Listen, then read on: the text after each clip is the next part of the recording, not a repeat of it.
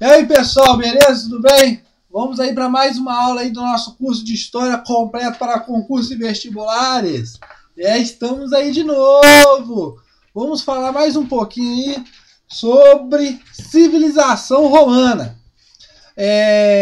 Tá aí o e-mail historiacomp1@outlook.com, o Facebook Isto.sa e o celular para mensagem 3291650267. Como vocês podem ver aqui atrás de mim também, está aqui o nosso cartaz do nosso curso de História completo para concurso e vestibular. Bonitão, né? Cartaz bonito. Eu também acho bonito também. Eu fiquei muito apaixonado por esse cartaz. E o e-mail historiacomp1@outlook.com e o Facebook Isto.sa, o celular para mensagem 3291650267 e aqui o meu nome, professor Audley. Estou aqui de novo, tá, pessoal? Cartaz muito bonito. O que vocês acharam, né? Muito detalhado, muito bonito. Eu fiquei apaixonado por esse cartaz. Obrigado, tá, pessoal? Então vamos lá. Uma coisa que eu quero falar para vocês também é que o nosso curso, como eu falei para vocês na última aula, eu estou propondo para vocês também uma bateria de exercício. Mas é só você mandar o e-mail para historiacomp1@outlook.com falando qual o material, qual o tema que você quer. Se é sobre civilização romana, se é sobre Grécia, feudalismo, Brasil colônia, Brasil república, sei lá, qualquer coisa. Ditadura, qualquer coisa que você quer que fale. E para você treinar em casa através dos exercícios. Então, nesses vídeos agora, eu não vou pôr os exercícios por causa de quê? Por causa que muitos alunos estão pedindo para essas baterias de exercícios. Então, eu atendi esses pedidos. E também esse tempinho que resta também para nós, que nós ganhamos, aquele negócio de resolver os exercícios, nós ganhamos aí em conteúdo. Como vocês podem ver, o chapéu bonitão tá aí de novo, cowboy, né? O vaqueiro, o fazendeiro, vamos lá. Vamos falar aí, falaremos sobre civilização romana, parte 4. Iremos entrar dentro do novo período chamado de Império. E o que nós iremos abordar? Otávio e Alto Império. O começo desse império, primeiramente, nós iremos falar. Como vocês podem observar aqui, o mapa da extensão do Império Romano, onde ele foi, até onde ele foi conquistado. Mais aqui na outra imagem, aqui, o Coliseu, as lutas que existiam, os aquedutos e tudo mais. Vamos lá então, pessoal. Otávio. Está aqui primeiramente a derrota de Marco Antônio. A partir da morte de Júlio César, pessoal, será formado um segundo triunvirato, como eu já falei para vocês. E as duas personalidades desse segundo triunvirato que será destacar, será quem? Marco Antônio e Otávio.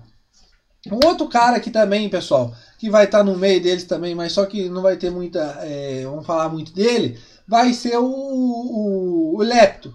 Mas Marco Antônio e Otávio serão as figuras principais aqui, procurando o poder, a missão do poder. Marco Antônio, pessoal, será derrotado na Batalha de Actium, em 31 a.C. Otávio vai derrotar Marco Antônio, vai ganhar um grande apoio. Por causa de quê? Por causa daquela fofoca que Otávio fez, e Marco Antônio iria pôr no seu testamento como herdeiro Cesário, um filho de Júlio César com Cleópatra. E o que irá acontecer?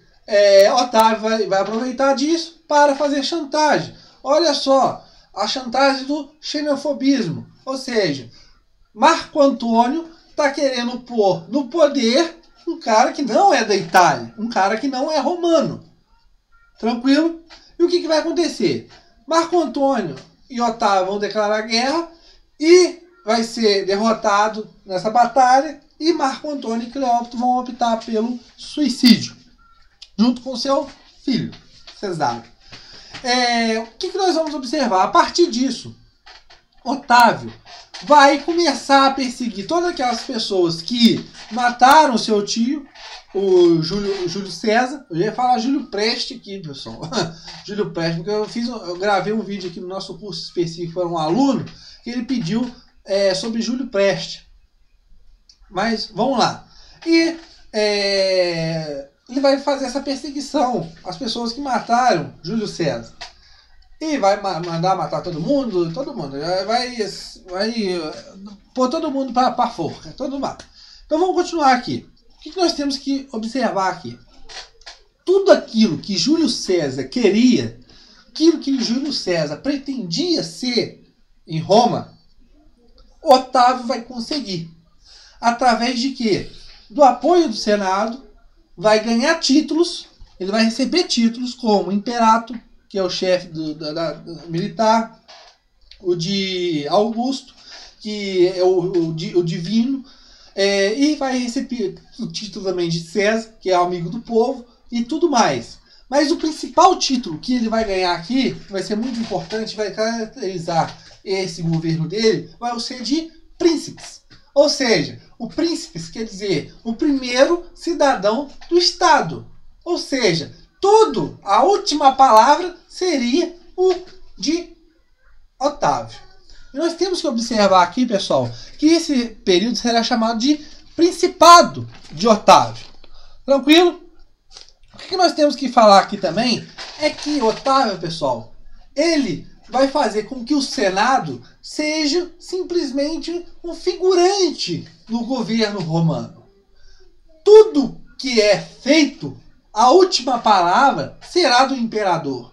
Nós temos que observar aqui também é que as instituições republicanas, elas irão continuar. Sim, irão continuar. Só que serão controlados pelo imperador. O que vai fazer também, Otávio, vai ser algumas reformas. Reformas internas e reformas externas. Reformas internas, como o profissionalismo do exército, vai também fazer as reformas provinciais, ou seja, vai dividir as províncias entre imperiais e senatoriais. O que seria isso? As províncias imperiais são aquelas regiões fronteiriças onde você ainda não tem um controle total dessa região e precisa de um olhar mais delicado para ela.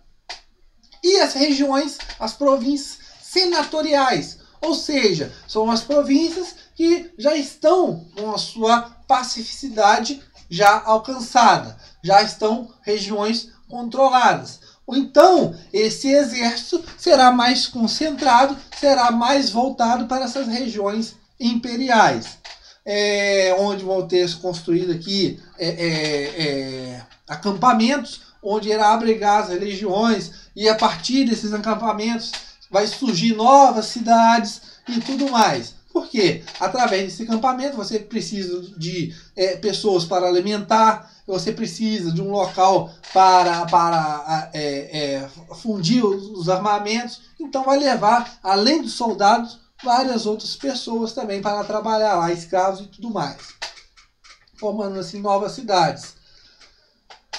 Já na parte externa, pessoal, nós vamos observar o quê? Que vai haver reformas de caráter defensivo, ou seja, Otávio vai privilegiar pela paz.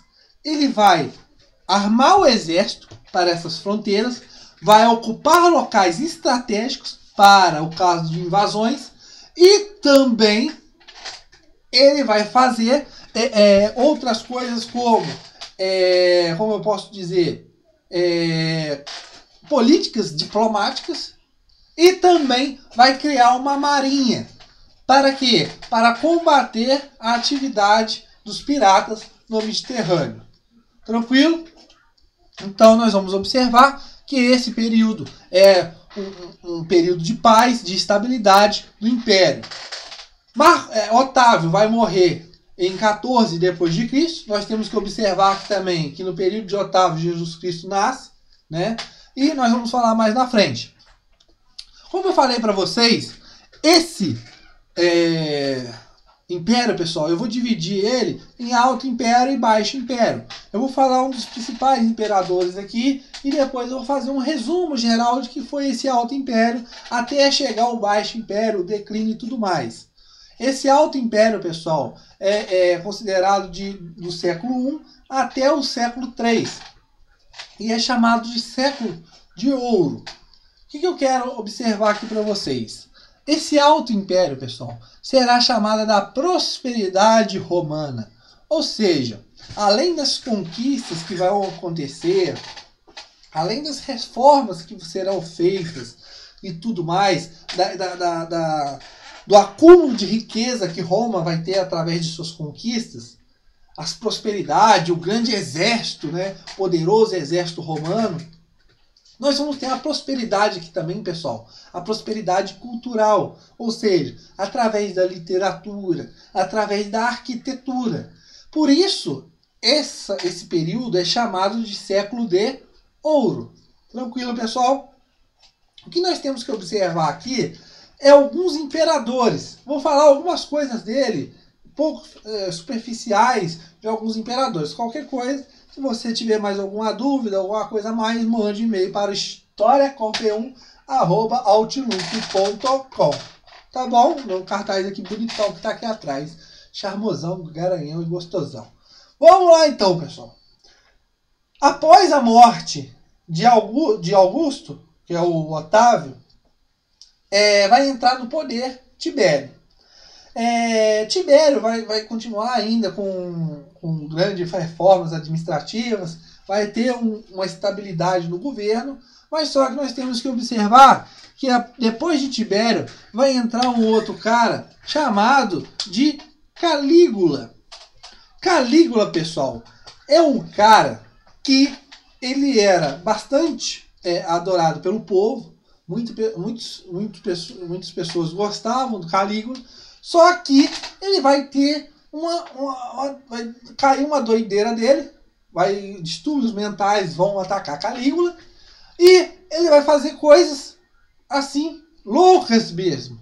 Ele vai gastar dinheiro com muitas coisas assim que não são essenciais para Roma, porque ele podia gastar com outras coisas. Como assim? Vamos falar aqui algumas coisas. Primeiro, ele vai condecorar o cavalo dele como chefe do exército. O cavalo dele chamado de Incitatus. Ele vai fazer outra coisa também que eu já falei para vocês anteriormente. Ele vai declarar guerra a Netuno. Netuno é o deus do mar. Olha só, o cara está querendo declarar guerra ao deus. Ele vai mobilizar uma frota da marinha especialmente para procurar Netuno, declarar guerra a ele. Olha só que é a doideira do cara. E ele vai querer se tornar um deus vivo, como nós já vimos isso lá no Egito. Várias influências egípcias vão cair na mente do cara, lá do cara no caso do Ramsés. Ele vai construir estátuas dele em templos, no templo de Jerusalém, entre outras coisas. Só que essa insatisfação vai levar à sua morte. Vão matar Calígula. A guarda pretoriana, que era responsável pela guarda dos imperadores, vai matar Calígula. E vai entrar no poder um outro cara chamado Cláudio. Cláudio era para ser morto também, só que Cláudio se escondeu atrás da cortina. Aí você vai falar assim, nossa, ele foi salvo pela cortina. Não, os guardas pretorianos viram o pezinho dele debaixo da cortina e na hora que iam meter a faca no Cláudio, ele subornou a guarda pretoriana e ali aclamaram ele como imperador. O que nós temos que observar aqui em Cláudio, pessoal, será o quê? Ele vai estender a cidadania romana para várias províncias. Outra coisa também é que ele vai incorporar ao Senado nobres gauleses. Uma outra coisa também é que ele vai incorporar no alfabeto, no alfabeto do latim, algumas novas letras. Mas o destaque de Cláudio será a sua esposa, Agripina. Agripina, ela tem um filho, que é fruto de um outro relacionamento, chamado de Nero. Como vocês já sabem, já ouviram falar desse cara. Ela quer pôr Nero de qualquer jeito no poder. Ela vai chegar para Cláudio e vai falar assim: Cláudio, eu quero pôr meu filho Nero no poder. Você tem como fazer isso para mim? E Cláudio fala: não, amor, eu sou apaixonado por você. Eu ponho Nero no poder, não tem problema. Mas só deixo só o meu tempo expirar para Nero entrar ao poder. A Agripina falou: não, tudo bem, eu vou esperar, eu espero o tempo que for ao seu lado, meu amor. Claro que isso não aconteceu, né? Vai acontecer o quê? Uma coisa totalmente diferente disso. A Agripina quer pôr o seu filho Nero de qualquer jeito no poder e vai implementar o quê? O assassinato do seu marido através do envenenamento. E Nero vai entrar no poder com apenas 17 anos. Nero, pessoal, ele é considerado um dos imperadores piores que tiveram, os imperadores mais maléficos, o imperador mais malvado que teve. Nero, pessoal, ele vai começar a fazer uma perseguição total à oposição dele. Todo mundo que se estivesse na oposição contra Nero seria morto. Foi uma época, pessoal, de muito medo. Nós vamos ter aqui a perseguição aos cristãos. Nós vamos ter, eu esqueci de falar, em Tibério, no reinado de Tibério, Cristo será crucificado. Ele vai começar a fazer perseguição aos cristãos. Nós temos que observar aqui o nascimento de Jesus, as pregações que Jesus Cristo fez, vai começar a nascer uma nova religião, o cristianismo, onde nós vamos observar que várias coisas adotadas pelo cristianismo vão de encontro aos ideais romanos, nós vamos falar isso mais na frente, mas só que Nero vai ver nos cristãos uma desculpa para fazer as suas reformas, suas próprias reformas. Como assim as suas próprias reformas? Vocês já podem ter visto, já ter lido aí quando vocês estudavam na escola de vocês, ou no curso, sei lá, onde vocês viram aí alguma coisa disso, o fogo em Roma. Uns falam, autores, que isso foi um ato criminoso de Nero, e outros autores defendem esse ato de Nero, que não foi um ato criminoso. Porque o fogo foi posto em algumas regiões de Roma.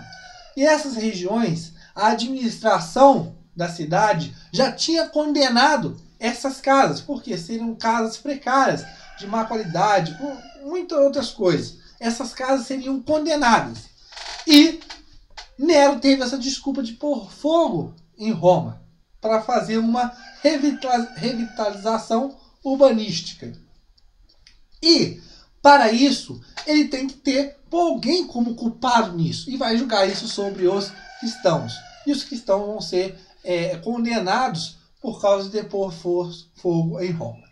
O que nós temos que observar aqui também, pessoal, é que Nero, através desse fogo que ele pôs em Roma, ele vai implementar reformas, como construções de prédios para melhor...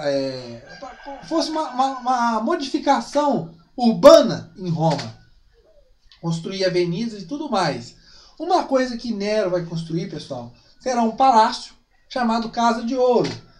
Essa Casa de Ouro seria onde ele ia morar. E ele diz ainda, essa casa, ela é digna para uma pessoa digna. É uma casa digna para uma pessoa digna para morar. Olha só como que o cara ficou doidão. Ele vai começar a surtar a cabeça, vai começar a fazer perseguições à oposição e tudo mais. E uma dessas pessoas mortas será a sua própria mãe, Agripina. E a partir da morte de sua mãe, ele vai ficar mais louco ainda. Vai começar a ver visões de sua mãe, fantasma, né, o vulto de sua mãe andando pelos salões, pelos corredores da mansão dentro do palácio dele. E Nero vai surtar a cabeça de vez mesmo e vai cometer suicídio. Vai passar a faca no gogó dele, na garganta dele. E tudo bem. Tô vendo aqui o tempo, 20 minutos, tranquilo. Depois vai vir um outro imperador também que nós temos que falar também, que será chamado de Vespasiano. Vespasiano, pessoal, era um general que vai entrar no poder e vai fazer várias políticas. Mas as políticas adotadas por Vespasiano são políticas contrárias às de Nero. São políticas contra a luxúria e tudo mais. e ele vai começar a fazer o quê?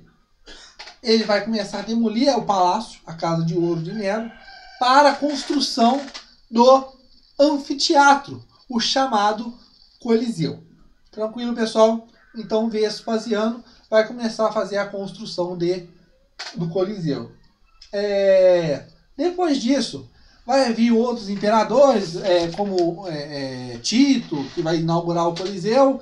Mas o que nós temos que falar aqui é também vai vir Adriano.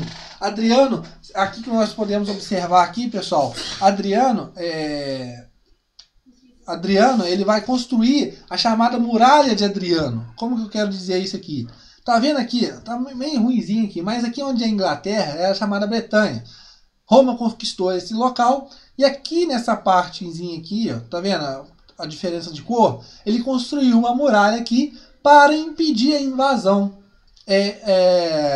dos povos bárbaros.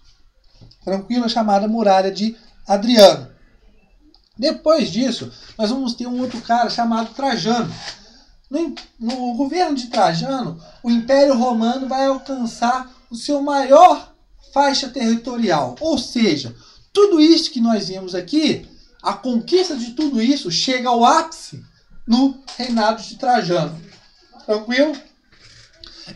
Uma outra coisa que nós temos que falar aqui será sobre Marco Aurélio. Marco Aurélio, pessoal, será o ponto, né, onde vai começar o declínio do Império Romano, que nós vamos falar mais na frente. Só que, o que nós temos que observar aqui? Depois de tudo isso, essas características do Alto Império, desses governadores, desses pessoal, nós temos que observar o que aqui? Vai haver uma expansão militarista na sociedade romana. Ou seja, o militarismo ele vai entrar dentro da sociedade romana. O que eu quero dizer disso? Você tem no topo o imperador, embaixo dele os generais, que são subordinados ao imperador, onde o imperador manda os caras fazer as batalhas e tudo mais. Abaixo dos generais você tem os soldados, e abaixo dos soldados você tem o pessoal do comércio, e como pode dizer assim, o pessoal que vai ser manobrado, a massa de manobra. Os escravos, os homens livres e tudo mais. Tudo misturado nesse pedaço. E o que nós vamos observar aqui? Essa militarização ela vai entrar dentro da sociedade. Ou seja, vai surgir aquela famosa frase: manda quem pode, obedece quem tem juízo. Ou seja, quem está em cima manda e quem está embaixo tem que obedecer. Vai haver uma hierarquização, uma verticalidade da ordem de poder. Tranquilo, pessoal? E esse militarismo vai também cair dentro da sociedade, como a forma de vestimento e tudo mais, entre outras coisas. E vai haver a expansão territorial, como eu já falei, que seu ápice vai ser no reinado de Trajano. E nós temos que observar aqui que vai começar a entrar o declínio de Roma. Ou seja, como que vai começar esse declínio de Roma?